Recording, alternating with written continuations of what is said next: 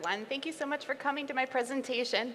I don't know if you made it to any of the other ones over yesterday and today, but I know there was a lot of great content being planned. I am very excited to be here. As John mentioned, I am the web designer, and one of my biggest clients is American Sport Fishing Association. With that, as he mentioned, I did the ASA website. I've also designed the ICAST website. I've designed their foundation website.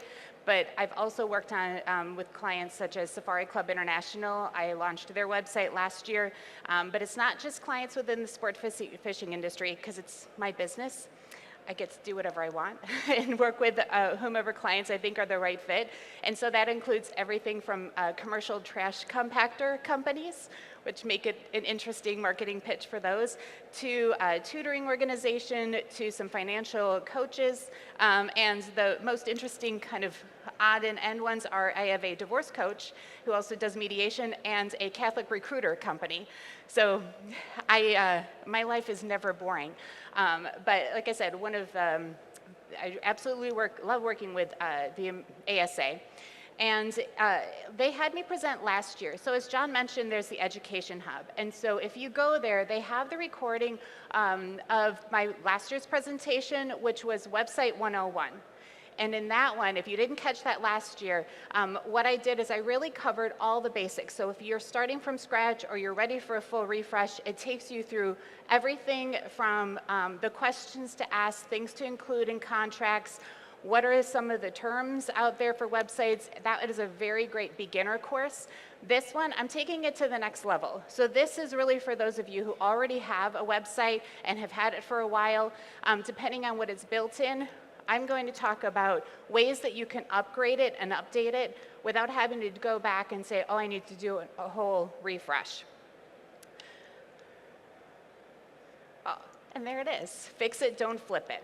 So as I said, I really want to talk about, and what I've done for ASA as well is several times now we've refreshed the look of the sites just in the last 2.5 years, and we didn't have to do a whole overhaul because the foundation is great.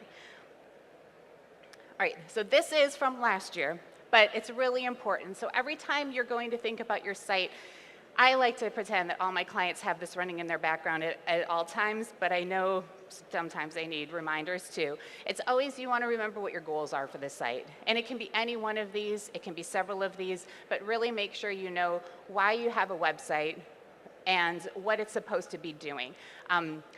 Always be thinking about it from the customer standpoint, where you need to be solving a problem. You have your products, you have your business, you're out there for a reason, you're successful for a reason because you're solving problems. So what we want to do is oftentimes companies, you get stuck on, here's all the technical specifications of the product and the things that, like I could geek out forever about websites, but I don't talk about the in-depth things, except for like today, but on my website, I don't talk about any of the in-depth things about what it takes to make a great website. I keep it very clean and simple, and it speaks directly to who my potential clients are. And that's what we need to do for yours as well, is make sure that it's simple, it's very clear, it stays updated and fresh, and just always remember, what is that voice? How do they want to be receiving information, and what can I do to solve their needs and their problems? So when we're going through and doing a refresh for your website, you're going to be taking a look at all the content with that lens. But before we even get to the content and the design, we're going to look at analytics. So this is a big sneeze on a page. I'm having it here just so if someone's watching the webinar later, or if you want to take a photo of it, I'm going to get into Google Analytics just a little bit to give you an overview. It's one where sometimes you should already have it on your site. That's the basic thing. But when you go to look at it, oftentimes it gets very overwhelming. Here's just quick some term descriptions that are probably helpful to find out what is it that you really want to be looking for in analytics. You don't need to look at all of these, but you're going to see these aha things and say, you know what, I really should know the demographics of the people visiting my site, because that's going to help me figure out if I'm like the age group. Analytics can tell you the age group of your audience. It can tell you the gender, male, female. So it gets into some of these, where they're located. So you can really start targeting your content based on what the statistics are telling you. So you already have your website. you need to take a look and find out how is it performing. I'm going to actually show you the live versions of this because I just like clicking around and showing this so much more. This is Google Analytics. This is what it's doing, it's giving you the numbers. So this is the iCast website right now live with the stats. So there's actively 319 people on the iCast site now. And it tells you, or well, no, it's active in the last 30 minutes. I'm sorry, yeah. But it's telling you how much traffic we've had just in the last half hour and how many are actively on it at any one moment too. It tells you how many active users. This is now in the last 30 days, but we can even look into like this week. So it's really nice, and Google Analytics, so I don't know if you probably have it installed, but if you haven't played around, it's just really helpful information. This is good. It's a ton of information, and this is only the tip of the iceberg. There are insights here that you can get into that gets really, really, really, really, really in-depth. So it can get overwhelming. There's another tool by Google that pairs with analytics. It's called Google Search Console. Again, awesome information, so much information.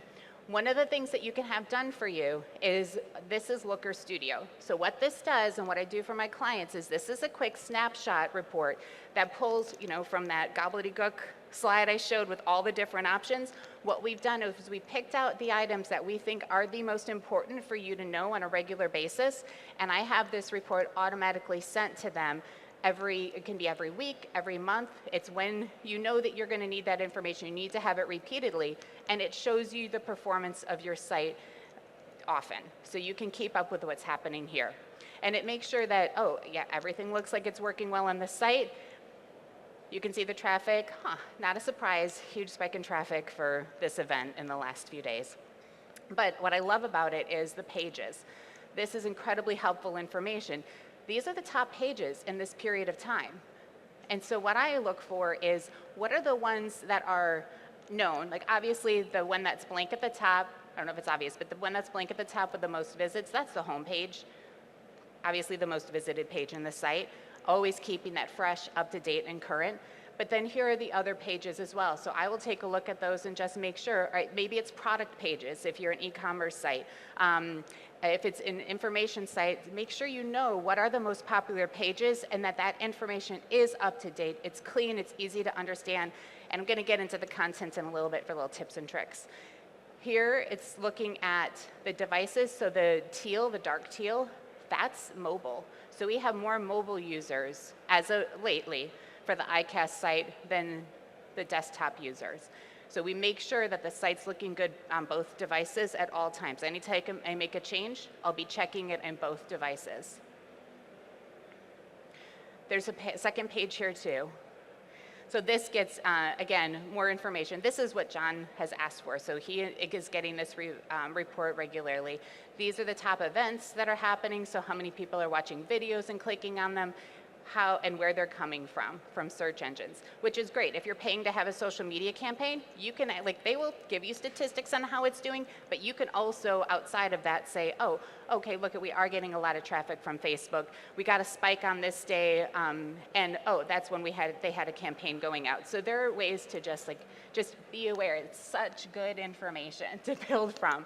And this is information too that your marketing team, including your web person, can work from just to see how the site's performing and to build a better experience out of it for you. All right. Okay, so we've taken the look at the analytics. We know what's performing and what's not performing. Here's now when we need to look at the audience. I already touched on writing for your audience. You want to keep it very clean, keep it simple, keep it in words and terminology that they are going to understand. The other benefit of that is, I'm not even getting into search engine optimization for this presentation, but they are going to be searching for the words that they are familiar with around your product or your services.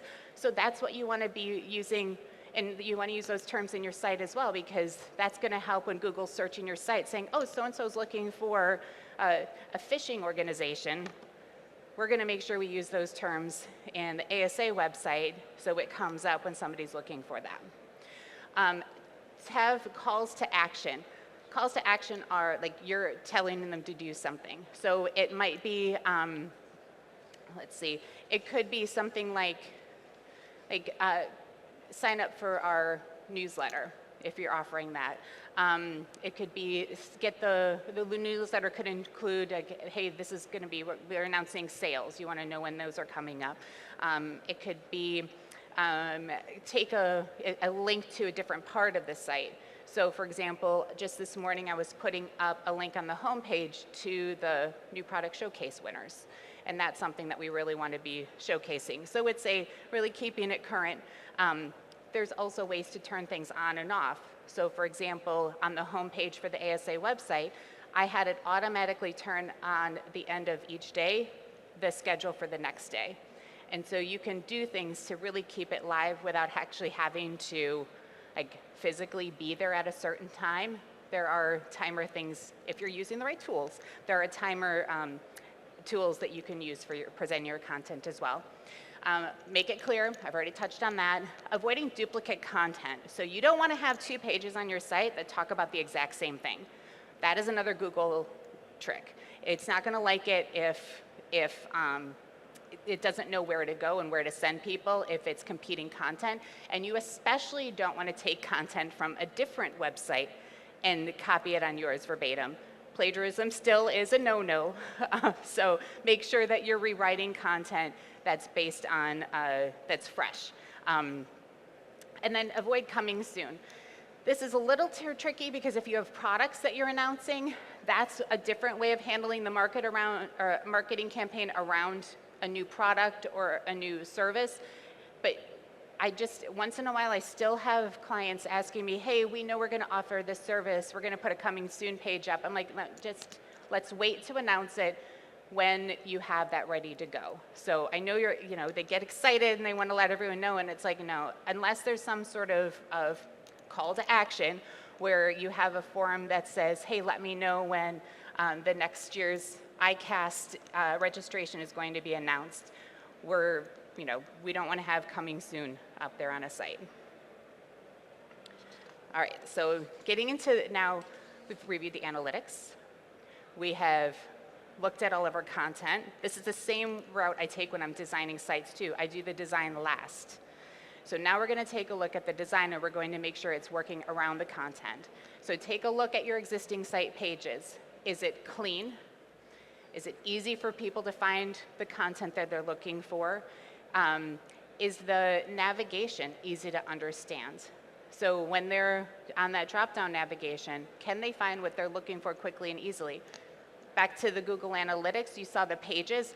If there's some pages that are really important to you and people aren't finding it, is it easy for them to find? Is it clearly linked and worded on the navigation? So try to go into your website with a fresh eye and from the experience of someone who hasn't seen it before, and is it clear and easy to find information?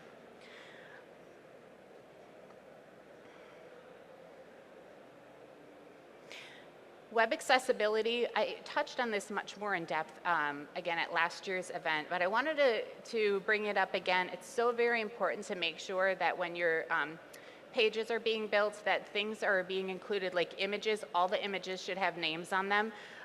When you're naturally designing a clean design, it's going to work well for accessibility because it's keeping that information well labeled, using words that describe what the experience is. So instead of a button saying click here, it'll be sign up for more details or view video. So it's actually giving a more descriptive experience for what's behind it. All right, a little bit about design. If you're using the right platform, it's very easy to make updated design updates. This is ASA before and after. Now, this was a full redesign. I used the same platform. It's a WordPress website. It's using the Avada theme. That was already in there when I came in to help them out. But based on all the research we did, they had analytics, we were able to take the site on the left and turn it into the site on the right. Using the same tool, but completely different visual experiences. So I didn't have to start fully from scratch from them because that base framework was there, but because I know how to do it, it was very easy to go in and give it a whole different appearance. I have two examples. So WordPress is the primary tool I use to build static websites, and then for e-commerce, Shopify is a phenomenal tool. They've come a long way in the last 2 years in what you have control over design-wise. But here are two screenshots that just show how easy it is if you set it up properly. So if you have an existing site, hopefully your website designer did this correctly, with one click, you can change the entire color palette for the site. So for example, on iCast, don't worry, John, I'm not going to do this live, but I want to demonstrate it. So these, on the left here, these are all the different items I set up. The table is already there, but these are all the different options I have to simplify or to modify the site. Here are the colors. If I use this iCast green, you'll see it on the site. It's everywhere on the site, and especially this red, that's the button color. If I wanted to change the button color everywhere on the site, I would just go and make it a darker color, and it would change that one color everywhere on the site.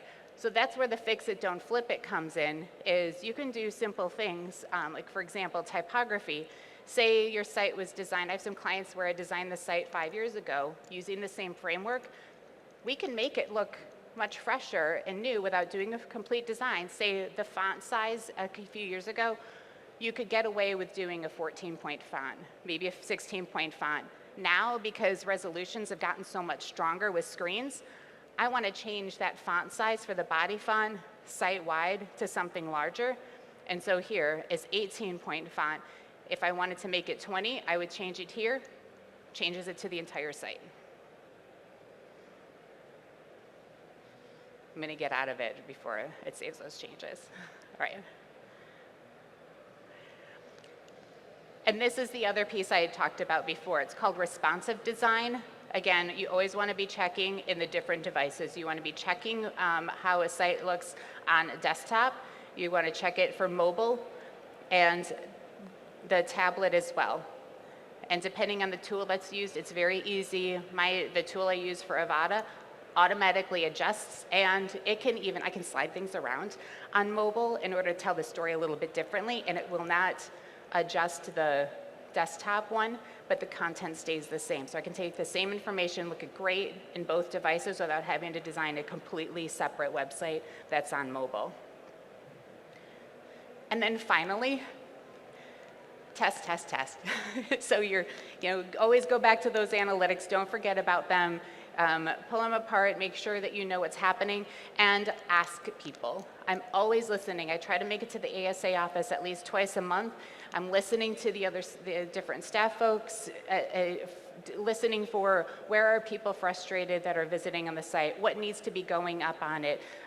Always listening for ways to improve it and making those improvements continually, and doing that for each of my clients. It's this constant conversation of what can we do to be improving.